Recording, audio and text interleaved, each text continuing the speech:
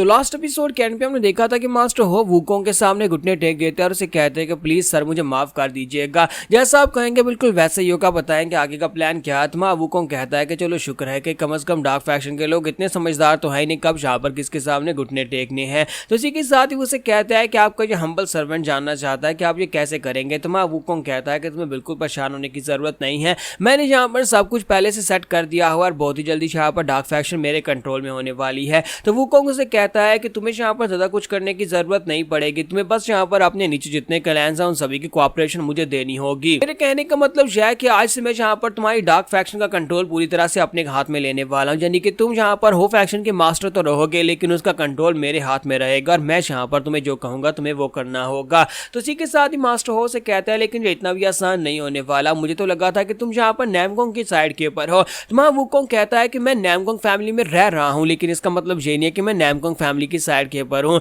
मेरे नाम के साथ नैमगोंग फैमिली का कोई नाम नहीं लगा हुआ और मैं उनका गेस्ट रिटेनर हूँ। तो वो उससे कहता है लेकिन वो लोग इस बात को बिल्कुल भी पसंद नहीं करेंगे कि तुमने डार्क फैक्शन के ग्रुप के ऊपर कब्जा कर लिया है। तो वुकोंग उसे कहता है कि तुम्हें परेशान होने की जरूरत नहीं है, मैं उनका कोई नौकर या फिर उनका कोई गुलाम नहीं हूँ, मैं अपनी मर्जी से जो करना चाहूँ वो कर सकता हूँ। तो ये बात सुनने के बाद मास्टर हो से कहते हैं लेकिन आपको इसके लिए पहले मुझे हो क्लैन की गद्दी वापस दिलानी होगी और जिस तरह से मैं बुरी तरह से हार चुका हूँ मुझे नहीं लगता कि मेरी हो फैक्शन के लोग दोबारा मुझे यहाँ पर अपना मास्टर मानेंगे और वो लोग मेरी बात नहीं मानेंगे। अगर आप मुझे लीडर बना देते हैं तो फिर मैं आपके ऑर्डर्स को फॉलो करूंगा और आप ये कैसे करने वाले हैं, आप मेरी मदद कैसे करेंगे। तो वुकोंग से कहता है कि मैं तुम्हारी मदद करने के लिए अपना जाल पहले से बिछा चुका हूँ और बहुत ही जल्दी यहाँ पर वो लोग आते ही होंगे और जैसे ही वो लोग यहाँ पर आएंगे मैं तुम्हारी मदद करूंगा तुम्हें दोबारा से लीडर बनाने में और उसके बाद तुम यहाँ पर मेरी मदद करोगे। इसी के साथ ही बाहर से कोई आता है, दरवाजा खोलता है, दरवाजा खोलने के बाद कहता है कि फादर मुझे यकीन नहीं आ रहा तुम ये सब कुछ कैसे कर सकते हो, तुम पब्लिकली ये सब कुछ कैसे कर सकते हो, तुम यहाँ पर अपना हो क्लैन के तुम मेरे हवाले नहीं करोगे, तुमने यहाँ पर एक कैसे फैसला कर लिया।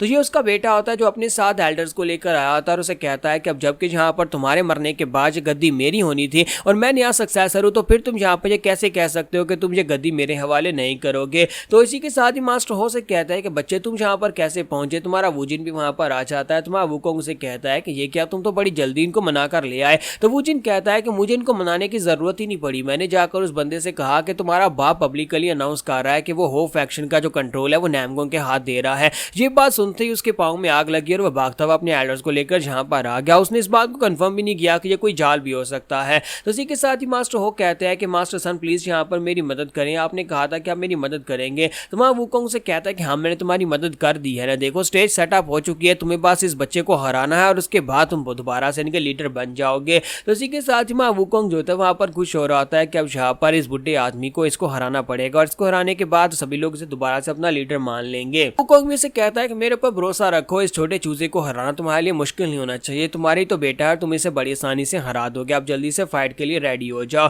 तो इसी के साथ ही मास्टर हो डर रहे होते हैं क्योंकि उनकी हालत पहले से खराब होती है और ऊपर से उनका बेटा जो होता है वो उनसे ज्यादा एनर्जेटिक को स्ट्रॉन्गर है। तो इसी वजह से वो सोच रहे होते हैं कि मैं ये नहीं कर पाऊंगा, इतने सारे लोगों के सामने अगर मैं फाइट को हार गया तो हो सकता है कि मेरा बेटा मुझे मार भी डाले क्योंकि वो जहाँ पर गद्दी के ऊपर बैठना चाहता है, वो नया लीडर बनना चाहता है। लेकिन मास्टर सन कह रहे हैं कि मुझे यहाँ पर इससे फाइट करनी होगी, तो क्या मैं इससे फाइट करके इसको हरा पाऊंगा। तो वुकोंग कहता है कि आप जल्दी से आगे बढ़ो बूढ़े खुसट कहेंगे, एक लीडर बनने के लिए तुम्हारे अंदर हिम्मत और स्ट्रेंथ होनी चाहिए जो तुम्हारे पास है और बाकी सब कुछ मैं संभाल लूंगा। तो मास्टर सन जो होते हैं उसकी बात सुनने के बाद सोच रहे होते हैं कि मुझे लगता है कि यहाँ पर खुद ही से फाइट करनी पड़ेगी, केओस क्लीवर से तो मैं फाइट में जीत नहीं सकता था लेकिन ये मेरा बेटा है और इससे मुझे पता है कि इसके पास कौन कौन से स्किल्स हैं, मैं इससे फाइट में जीत सकता हूँ। फिर साथ ही वो कहता है कि देखो तो जरा यहाँ पर अभी कुछ ही दिन हुए हैं मुझे जख्मी हुए और ये यहाँ पर गद्दी को संभालना चाहता है, मुझे लगता है कि यहाँ पर गद्दी को संभालने के लिए तो मुझे भी जान से मार डालेगा अगर इसे यहाँ पर मुझे मारना पड़ा। तो इसी के साथ ही फादर उसे कहते हैं कि बच्चे मैं अभी तक मरा नहीं हो और इसके बावजूद तुम यहाँ पर खुद गद्दी के ऊपर कैसे बैठ गए हो,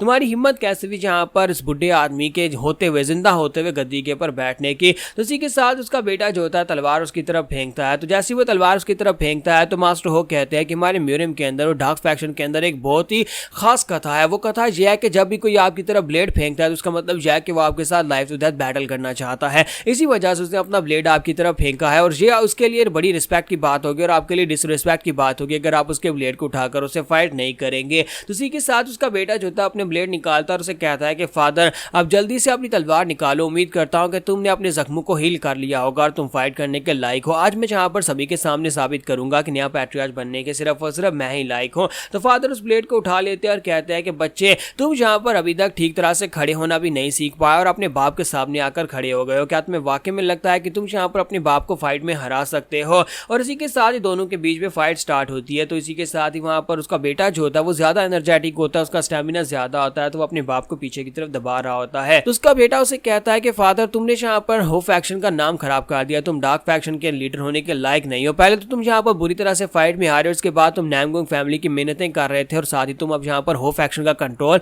नामगोंग फैमिली के हवाले करना चाहते हो और मैं ऐसा बिल्कुल भी होने नहीं दूंगा। तो दोनों यहाँ पर आपस में फाइट कर रहे होते हैं। तो बुड्ढे मास्टर को दिक्कत हो रही होती है और वो पीछे की तरफ फट रहा होता है, जबकि उसका बेटा सोच रहा होता है कि आज मैं ये कर सकता हूँ, अगर जरूरत पड़ी तो मैं अपने बाप को मार भी डालूंगा, तब यहाँ पर अगर मुझे लीडर बनना पड़ा तो मैं ये करूंगा। तो इसी के साथ ही मास्टर हो काफी गुस्सा होते हैं और अपने ब्लेड लेकर जैसे ही वहां पर बारबेरियन की तरह अटैक करने के लिए आगे बढ़ने लगते हैं, हमारा वुकोंग उसके कार में वहां पर वॉइस ट्रांसमिशन भेजता है और कहता है नहीं नहीं, ये सही तरीका नहीं है, जैसे जैसे मैं कहता हूं बिल्कुल वैसे करो, अपना एक पांव पीछे की तरफ लो, फिर साथ ही लेफ्ट की तरफ हटो और उसके बाद अपनी तलवार को डाउन करके वर्टिकल स्लैश लगाओ। तो मास्टर होस्ट की बात सुनने के बाद बिल्कुल वैसे ही करते जैसे हमारे वुकोंग ने उसे बताया था। तो वो कहता है ये तो की ट्रांसमिशन से मुझसे बात कर रहा है और मुझे बता रहा है कैसे अटैक करना है। तो जैसे ही फादर जो होते हैं वहां पर उसके तरीके को फॉलो करते हुए साइड के ऊपर हट से उसके ऊपर अटैक करते हैं। तो उसका बेटा अटैक को ब्लॉक तो करता है लेकिन उसे काफी दिक्कत होती है। इसी के साथ ही वुकोंग उसे और भी चीजें बताता है कि तुम्हें यहाँ पर चीजें करना है, तुम्हें लेफ्ट साइड पर घूमना है, राइट साइड के ऊपर घूमना है और चीजें करना है। तो जैसे वो उसे सारे तरीके बताते हैं तो उसकी जो टेक्निक होती है